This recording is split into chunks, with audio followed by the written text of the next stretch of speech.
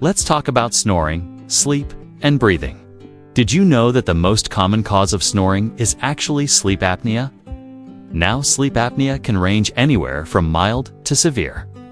And what it basically is when your throat closes off while you are sleeping. It could be for 10 seconds, 30 seconds, or even up to a minute. So many people are dealing with this condition, and they don't even know it because sometimes it's so subtle and other times it's pretty loud. Now there's different types of snore, okay? You have the person that just kind of snores all night long, not necessarily having these pauses in their breathing. And then you have another type of person that snores really loud, but they have these pauses in their breathing where they kind of stop, for a few seconds and then start back up again. That is the classic sign of sleep apnea. A lot of times doctors will use a CPAP machine to treat sleep apnea. But I want to show you some simple things that you can do to get rid of snoring and sleep apnea naturally. These conditions are caused by a buildup of mucus and inflammation in the back of your throat, the tongue, and the soft palate. So if we can thin that out, then we can allow more space for the air to go through. And then also at the same time, reduce the inflammation. I think the first thing we should take a look at is your adenoids, okay? The adenoids are located in the back of your upper throat. If you had chronic infections like the common cold, flu, mono, strep throat, tonsillitis over and over again, these things can enlarge and become swollen and definitely contribute to snoring and sleep apnea. And you might say, well, I don't have kids anymore. This doesn't apply to me. Well, guess what? Adenoids don't go away as you get older. They just become part of your chronic health problem. So if you had large adenoids as a child, and you still have enlarged adenoids as an adult, that could be the cause of your snoring. Now, there are some herbs that you can use to help shrink your adenoids back down to normal size. Elderberry is very good for shrinking the adenoids, especially if it's a viral infection that has been lingering for a long time. You can get elderberry in a tea or in a syrup. I would recommend taking 1 tablespoon of the syrup 3 times a day. Or you can steep 1 teaspoon of elderberries in boiling water for 10 minutes. Add honey and lemon, and then drink that 3 times a day. You're going to find that not only will this help your adenoids, but you're going to feel better overall because it's an antiviral, it's anti-inflammatory, and it's going to help your immune system. The next herb is called slippery elm. This is great for soothing the entire throat area. It has some anti-inflammatory properties that can calm down this inflammation that's causing the swelling in your throat. You can take slippery elm bark in a tea form. Add 1/2 teaspoon to boiling water. Let it steep for 10 minutes and drink. And you can do this 2 to 3 times a day. Or you can just get it in a capsule form. Take 2 capsules with a meal 3 times a day. Another herb that's really effective for the lymphatic system is called pycnogenol. Now, what does pycnogenol do? Well, it thins the blood, but it also reduces inflammation. And this is why it's really good for the lymphatic system. If you're getting lymphatic congestion in the back of your throat, it can also help to thin out the blood in case you have a tendency to have thicker blood, which could be contributing to the problem of oxygen not getting down into the lungs.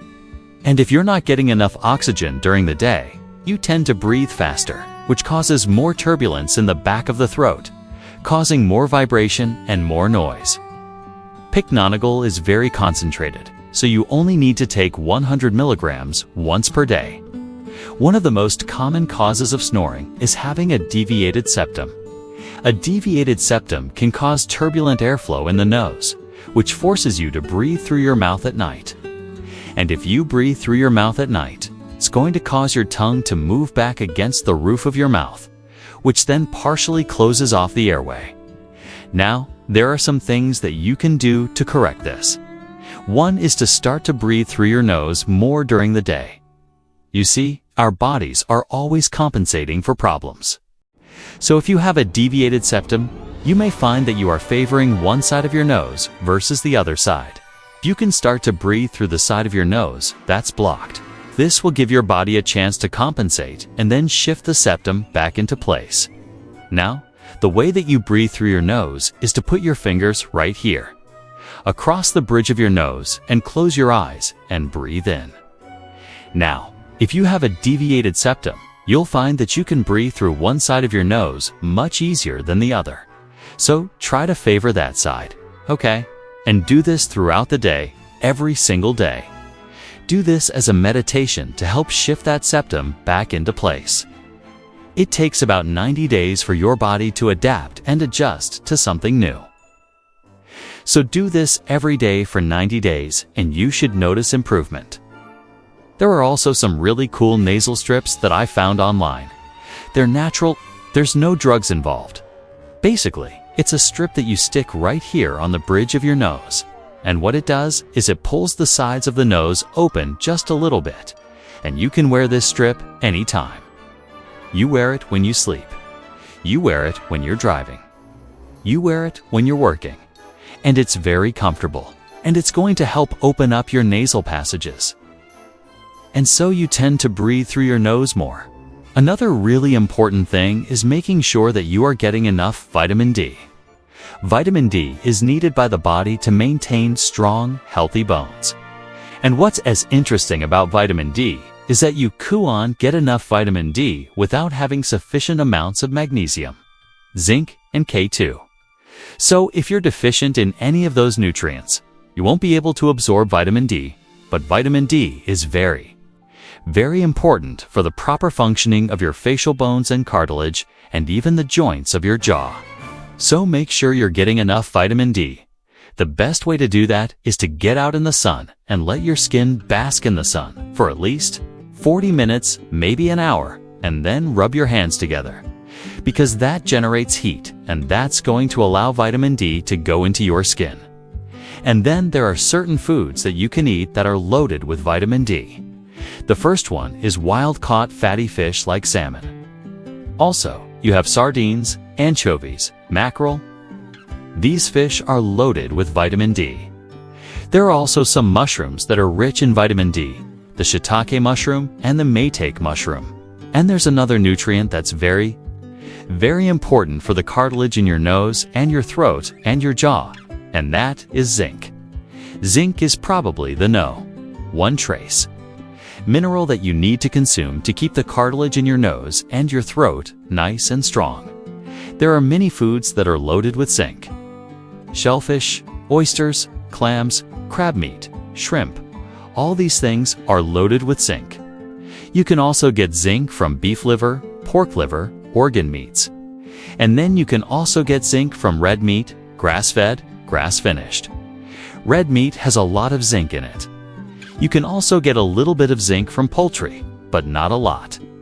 If you're a vegan, chances are you're probably going to be deficient in zinc.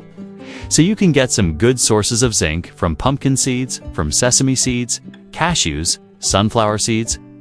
You can also get some zinc from beans, legumes, lentils, and you can get a little bit from nuts. But when you combine beans with nuts, it's going to give you more of a complete protein. Alright, thanks for watching. Hey, before you go, if you're benefiting from any of this content, I would love to hear about your success story.